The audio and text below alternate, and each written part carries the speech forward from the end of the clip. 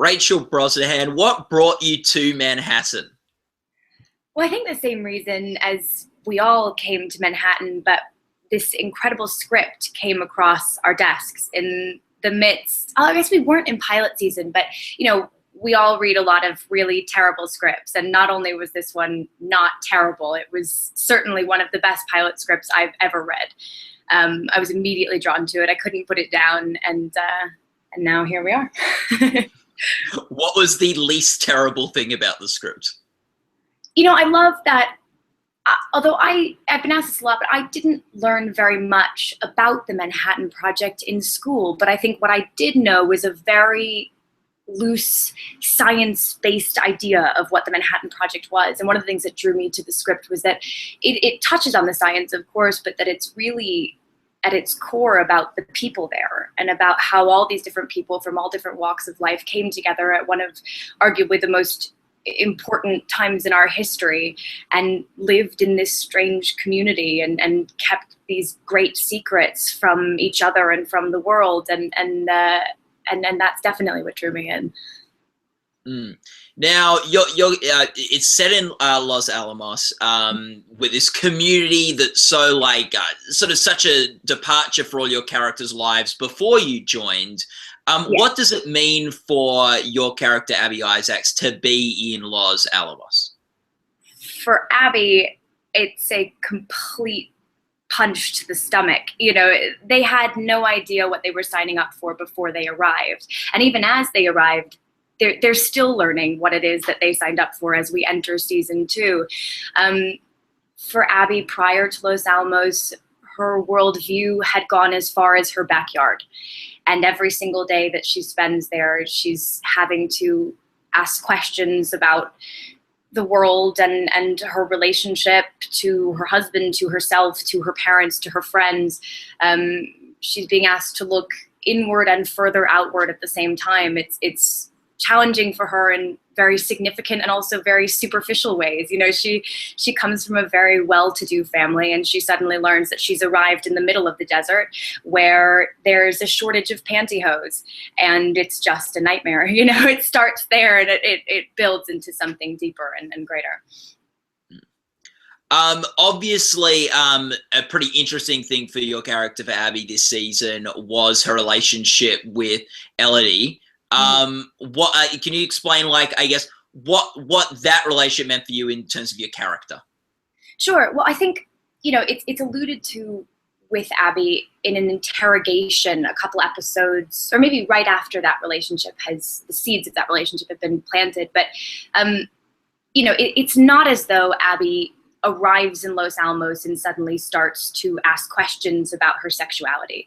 It's something that she's certainly had experience with before, but at a time when things become very difficult for her relationship with her husband and everyone else there. She doesn't have friends that she trusts. She meets this woman who values her and encourages her to be better and different, and to not just accept things as they are here, and to challenge her place in the world, in her marriage, and it's something that she's very encouraged by, and she looks up to Elodie. She's kind of in awe of her and this free spirit that she has at a time when women certainly weren't encouraged to be that way. Their relationship has so many complex levels. They're friends and they're lovers, and they challenge each other and they support each other. It's a really, really beautiful relationship between the two of them. It's sort of interesting that, for so many characters in the show, Los Alamos is a place of less freedom, but I guess in this one way, your character is getting to express more freedom, or a different freedom, or there's a sort of something new that she's exploring there. Absolutely, and I don't even think that's the only way, because of the war going on. You saw the emergence of Rosie the Riveter and this new breed of women that happened during the war. There weren't enough men to do all of the jobs that were needed to make this community thrive. And so women were being asked to learn new skills and to take on new roles. And I know for Abby, you see, you know, in one of the earlier episodes, one of her friends sort of says, you know, oh, we all work, dear. And she goes, oh, no, you know, I don't work. I'm a mom, and that's plenty for me. And, you know, she finds out that not only does she have to work, but she gains all this responsibility through working at the switchboard. She suddenly has access to all this information. She's not just there as an appendage to Charlie. She's involved in the security of the project. And she finds that she's not as afraid of that. In fact, she feels empowered by it.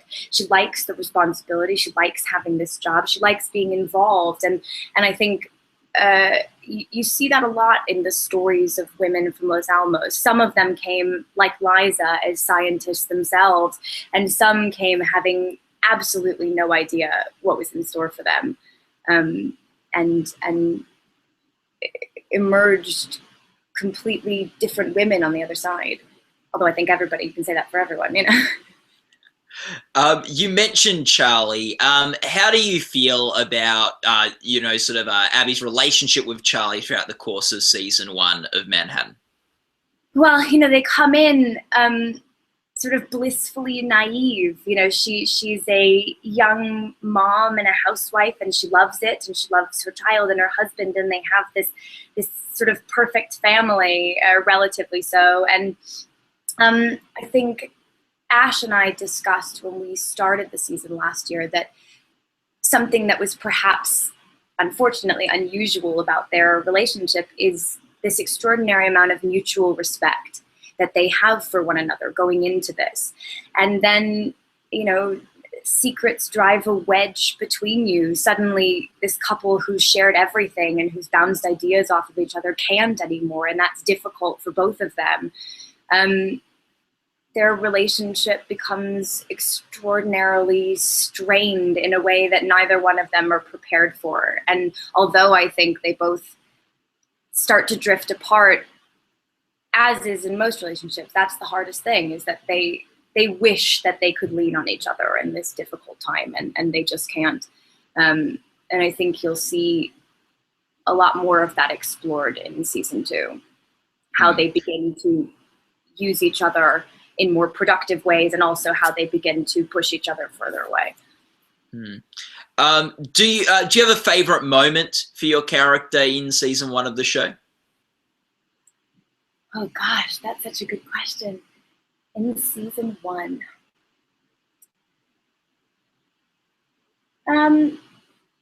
you know,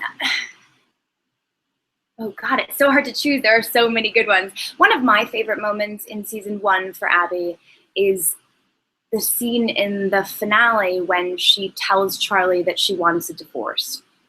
That it really feels to me like they've exhausted every option, and that they're both desperate, but it's the most gut-wrenching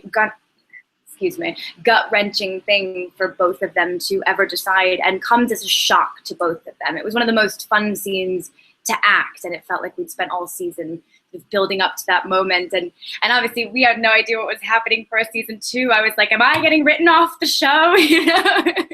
But it was a blast, despite the heavy nature of that scene. Yeah, like I'm assuming with some of your other work in television, it's not unusual to have to worry about am I being written off the show. Yeah, I mean, I think it happens all the time. I know, you know, there was another recent show where I had no idea that I was making a grand exit until the day I showed up for the table read. That's part of the fun of it, though. Yeah. But I was like, she's saying the only way for her to get off the hill is if they're divorced. Is she going to disappear? What's going to happen? Tell me now. You know, it's excruciating. Was that other show House of Cards? It was, yeah. Okay. Well, if we have time after talking a bit about Manhattan, I'll ask you about that. Yeah. So we talked about what it was like for Abby joining the world of Los Alamos. What was it like for Rachel joining the world of New Mexico and the world of filming Manhattan? Because it's quite an experience shooting this show. Yes. I think my personal experience was quite the opposite of Abby's. This was a dream come true, to be able to come on location and see that they had built this entire community for us to live in the most insignificant way possible. We had initially a brief experience. We were like, we get it on some very, very, very small scale that we're all coming here not knowing each other and having to find a way to create this thing that's very important to us, maybe not as vitally important as building the bomb in the 1940s, but we don't know each other, and we have to find a way to live in this community together and make this show that we really care about. And luckily, we had an easier time than the characters on the show. Yes. Yeah. Yeah. What do you have a favorite moment from that experience of being in New Mexico? Oh gosh, you know, I feel like we had them every day. There, a lot of it. Well, New Mexico is amazing. The food is incredible, and it's like forced relaxation. Harry Lloyd and I were saying the other day, we were like, I feel like we're getting a paid vacation. Don't tell our bosses that, but you know, that there's a forced relaxation here. It's a really wonderful community, and you look outside and it's ridiculous. I feel like I'm posting a picture of a new sunset every single day.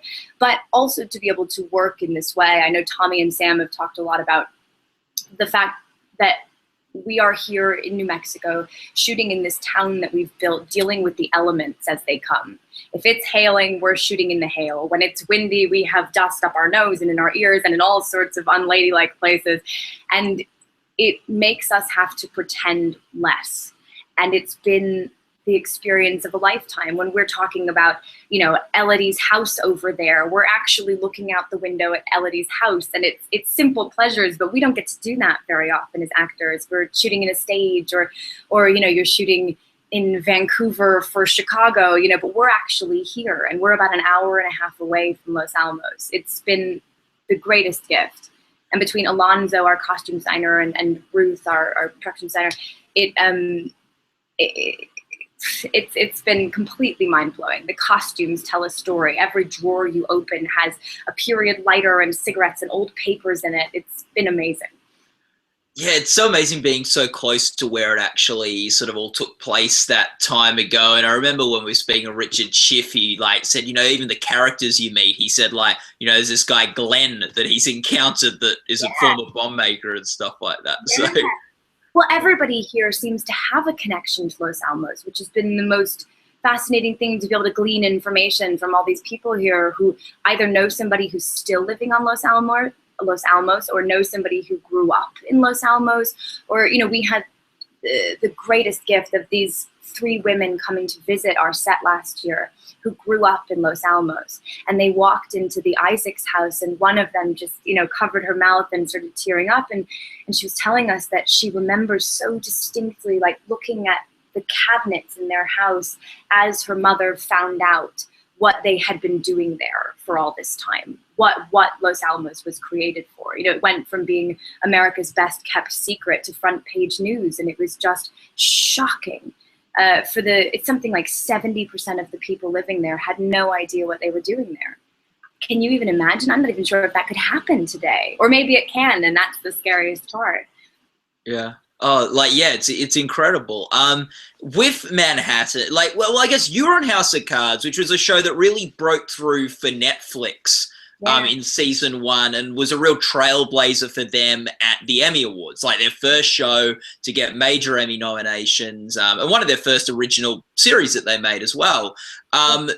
Manhattan is also one of the first original series on the network that you're on now. So, like, what would it mean? Like, you're sort of, again, in that trailblazer sort of position for, like, of being on a show that's one of the network's first original series. What would stuff like Emmy Awards recognition sort of mean for a show like Manhattan and your performance there? You know, it's so hard, because that's never, at least on our end, or it shouldn't be, ever a focus of the day-to-day of working on this show. I think for the network and for the show itself, obviously it would be incredible to have all of these monumental talents recognized for the groundbreaking work they've been doing on this show. And encouraging when a new network with a new series can get the attention from, can get the attention in these categories with shows like Game of Thrones and Mad Men and Breaking Bad and these incredible series that have captured the hearts of America. It just means that I think the network can continue to create new content, and that the possibilities are endless for platforms for content. It's very exciting when this kind of thing comes around. And okay, let's talk a little bit about House of Cards, the other show you're on the past season. You said you didn't know that your character was getting off. Yeah, I had no clue. I as he should, Bo keeps everything very close to the chest, and that's where the genius happens. So hands off, But I wasn't sure at the end of season 2 what the fate of this character would be potentially for a third season. She disappears after brutally, spoiler alert, I feel like I still have to say that, smashing in Stamper's head with a rock. And so I knew they had started shooting, and I was sort of waiting for an update. And a couple of days before, obviously I found out I was going to come back, and a couple of days before I was to begin shooting the episode, I still hadn't seen a script. And as happens way more often than not on television, and it keeps us on our toes, it keeps it exciting. But I was sort of waiting, and then the day before the table read went by, and I was still waiting for a script. And then I showed up at the table read, and they handed me a script, but then we had to go in, and Bo sort of pulled me aside and went, "I just want to let you know that this is going to be the end for Rachel." And I was like, I thought he might be kidding. I was like, "Are you serious?" And then obviously, as I was reading it, I was discovering as I was reading the script out loud. But man, what a way to go. I couldn't ask for anything more. And it's been the experience of a lifetime. I've been so lucky between these two shows. I just can't. I never have the words to talk about it properly. But I also think that Rachel making a grand exit was very necessary for the show and for Stamper's storyline moving forward, for regaining his power. She had to go. And I'm amazed that on a show like that, I lasted so long. Yeah, I was going to say, like, how many episodes did you walk in worried that was going to happen before the one we're actually Every single one. Every single one. And it was everything I could have dreamed of. Yeah, because anyone can die in House of Cards. It's one of those sorts of shows. But it's also your character in particular was such a loose thread for Frank that she was never really safe on the show. Never, not even for a second. Although I would argue that nobody on that show is safe for even a second. Season 2, episode 1 proved that pretty well with poor Zoe Barnes. Yeah, very much so. We talked to Michael Kelly a bit about that final episode of the season earlier this year, and he said you guys liked arguing about how Rachel was actually killed. Yeah, well, mostly it was me going, "I don't want to think about it. Stop asking me that," And I never really came up with a conclusive answer, but I think Michael had a couple of really great ones, and I don't know what he landed on. Did he tell you how he kills her? He said he thought shovel, and you thought strangle. Is that? I thought he said strangle. Because we had this argument back and forth about which was the more humane way to do it, and that I think we both agreed on the fact that this is terrible that we're talking about this and like sort of smiling, but I think that we both agreed that at the very least he would put her out, that he had the chloroform in the back of the van, and that at the very least he would put her out. But yeah, no, I think he did say that it would be very difficult to look her in the face, if he was he had gone that way. It may have been easier with the shovel. I don't know. But a lot of people seem to think that he ran her down with the van, which is just horrific. Yeah. I think maybe I'm getting mixed up. Maybe he said strangle, you said shovel. I think he did, because I think Rachel clocks the shovel in the back of the van. Yeah. But I don't know. it'll be forever up in the air. I get asked that all the time, though. What do you think of the decision to have such a big episode for your character to die, but us not to actually see the death? You know, I think it was important. I mean, why do you need to see it to understand what happened? We have enough sort of violence, guts, and gore on television. I'm not sure if that's why Bo decided not to show it, but for me, it was more dramatically interesting than if you had seen it. We all know what happened. Although there have been a couple people asking if that is really what happened, so I guess I'll have to leave it up in the air. Anything could happen on House of Cards, but I don't think we really need more of that. We have other shows that cover the blood, guts, and gore, death, doom, and destruction. You know. Yeah. Okay. I've got the quote from Michael Kelly on what he said to me. Okay. What's the verdict? Okay. He says, we joked on set in between takes about how Rachel died. He says, I think I choked you. And she says, you couldn't choke me. It takes like 8 minutes to choke someone to death. Yeah. And I was like, I don't think I could take a shovel to your head. So I'm going with the choke. That's exactly. But then I said, how could you, when you choke somebody, you have to look them in the face. Is that not the most difficult thing you could possibly imagine doing to somebody that you do care about? We'll continue to debate this until we're up. Yeah. Could a choke from behind? That doesn't work, does it? I don't know. I've never choked anyone. I'm like, so we think. Yeah, no idea how this works. No, I took a stage combat class. They said that it took a very long time to actually choke somebody, and that when you see it on TV, usually it's not an accurate representation. We've spent a lot of time talking about this. Yeah. Oh well. So what can we look forward to with Manhattan season 2?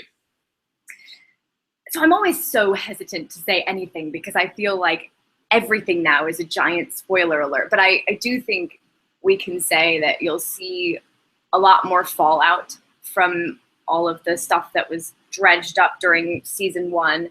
You're going to see, I can say specifically from Abby that you see her begin to question her place in the world and in her relationships in season 1. But in season 2, you find Abby mostly alone asking those questions and trying to find a place where she fits in. And the places she ends up will make for an interesting season, I think.